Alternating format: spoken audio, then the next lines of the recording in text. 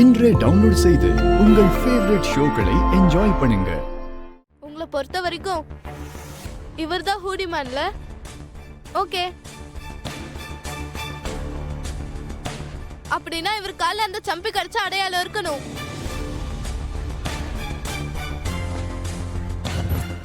மானஸ் அதான சொன்னா அந்த ஹூடிமேன் கால்ல சம்பி கடிச்சான்னு.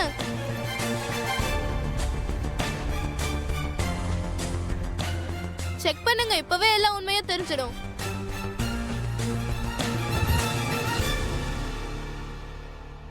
இங்க பாரு,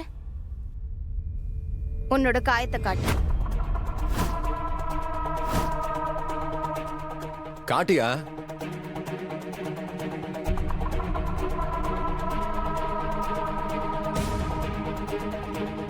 அடச்சி காட்டு.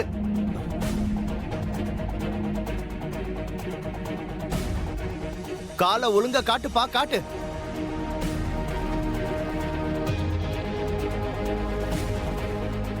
ரைட் காலை காட்டுங்க.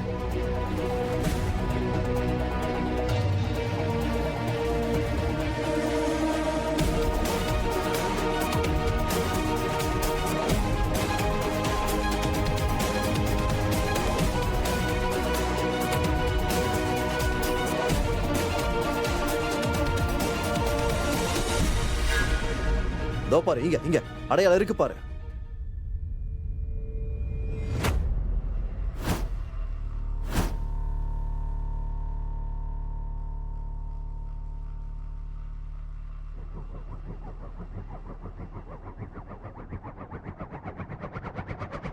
ஒரு நிமிஷம் இரு.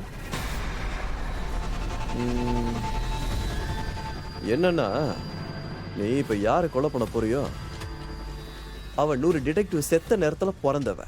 அவ உன்னோட கால்ல நாய் கடிச்ச அடையாளம் ஏதாவது இருக்கான்னு கண்டிப்பா செக் பண்ணுவா. இல்ல சார், நாய் கடிச்ச அடையாளத்துக்கு நான் எங்க போறது? நீங்க எவ்வளவு பணம் கொடுத்தாலும் நாய் கடியெல்லாம் நான் வாங்க மாட்டேன். நானும் நடு ராத்திரில நாய்க்கு எங்கடா போவேன்? தேடி தெரிஞ்சு நான் உனக்கா கூட்டு வரவா? ஏண்டா, நாய் கடி தானே பிடிக்காத, மனுஷன் கடி ஓகே தானே? இங்க பாரு, மனுஷன் கடிச்சா மனுஷனோட முதல்ல நான் கடிச்சா விஷமே ஏறாது. பேண்ட ஏத்து மேல.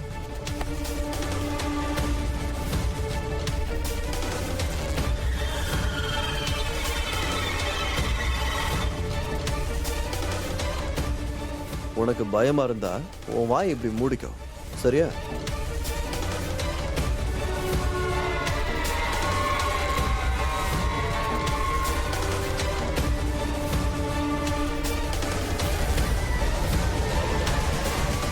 வேறதா சொல்லுமா குஷி?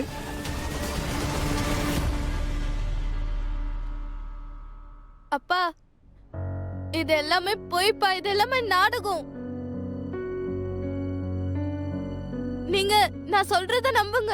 என்ன கதையா இருக்கு இது? நாய் கடிச்ச அடையாளம் நல்லா கிளியரா தெரியுது. இல்ல நான் கடிச்ச மாதிரி தெரியுதா? ஏமா இப்படி நிம்மதியை கெடுக்கிற? உனக்கு என்ன பெருசா கெடுதல் பண்ணிட்டு ஏறாதுங்க? இந்த பொண்ணுக்கு அப்படின்னா நம்ம கெடுதல் பண்ணிட்டோம்னு சொல்லு எனக்கு. எப்ப பாரு என்னையே குறை சொல்லிட்டு இருக்கா. நீங்க நிறைய விஷயம் பண்ணிருக்கீங்க. இதை இப்பவே நிறுத்தலனா இன்னும் நிறைய தப்பு பண்ணுவீங்க. உங்க இன்டென்ஷன் என்னன்னு எனக்கு ரொம்ப நல்லாவே தெரியும். நீங்க ஒன்னும் அவ்வளவு நல்லவர் இல்ல. நீங்க எங்க ஃபேமிலிக்கும் டேஞ்சர் தான், உங்க ஃபேமிலிக்கும் டேஞ்சர் தான். நீ சொன்னதுக்கு அர்த்தம் புரியல, கொஞ்சம் தெளிவா சொல்லு. அர்த்தம் என்னன்னு உங்களுக்கு நல்லாவே தெரியும். நீங்க எல்லாரும் முன்னாடியும் நல்லவர் மாதிரி நடிச்சிட்டு இருக்கீங்க. உங்க உண்மையான முகம் எனக்கு தான் தெரியும். நீங்க ரொம்ப கெட்டவரு. குஷி, போதும்.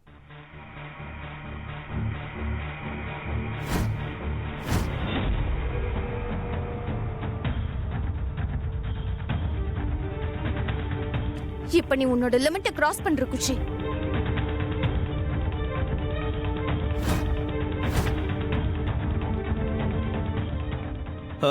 ஒரு நிமிஷம், முதல்ல நம்ம போலீஸுக்கு கால் பண்ணலாம். அதுக்கப்புறம் இவனை அவங்க கிட்ட ஒப்படைச்சிடலாம். அதுக்கப்புறம் என்ன பண்றதுன்னு யோசிக்கலாம்.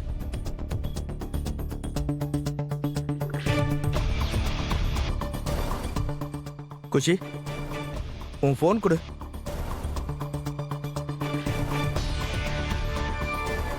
ஹலோ ஹலோ சார், நான் தான் அஜித் பேசுறேன். அதான் திரிவேதி பவன்ல இருந்து அஜித் பேசுறேன். எங்க வீட்ல ஒரு திருடனை பிடிச்சிட்டோம்.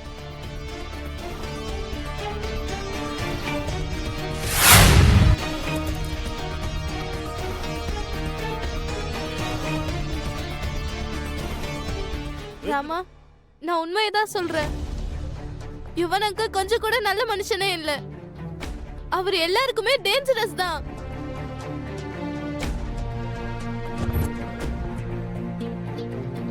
உங்களுக்கு புரிய மாட்டேங்குது. அப்படியா குஷி? அப்ப என் ஹஸ்பண்ட பத்தி என்னை விட உனக்கு நல்லா தெரியுமா? ஆமா,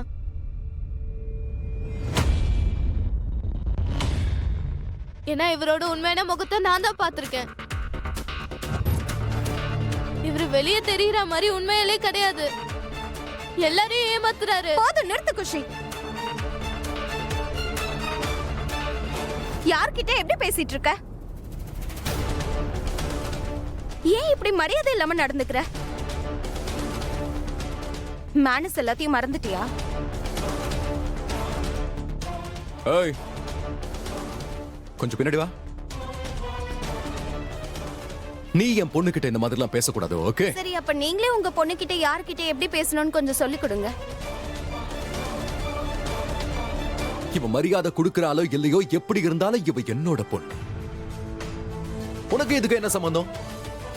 இவளுக்கு மரியாதையை சொல்லி கொடுத்து வளர்ப்ப, சொல்லி கொடுக்காம வளர்ப்பேன். கொல்லக்காரி ஆக்குவேன், டாக்டர் ஆக்குவேன். இதுக்கு நடுவுல வரதுக்கு முதல்ல நீ யாரு? உனக்கு அவன் மேல எந்த உரிமையும் இல்ல. என்ன பேசுறீங்க நீங்க? எனக்கு அவ மேல உரிமை இருக்கு. ஏன்னா நான் அவளோட அம்மா.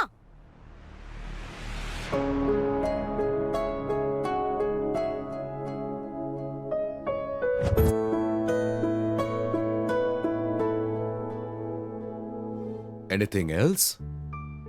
ஏன் அமைதியாயிட்ட? மனசுல இருக்கிறது இப்ப வாயில வந்துருச்சுல?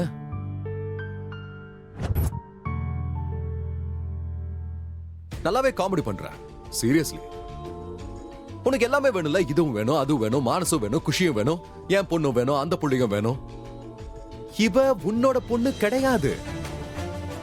இனி நீ ஆசைப்பட்டு எந்த பிரயோஜனமும் இல்லை. இது என்னோட பொண்ணு, ஓகே?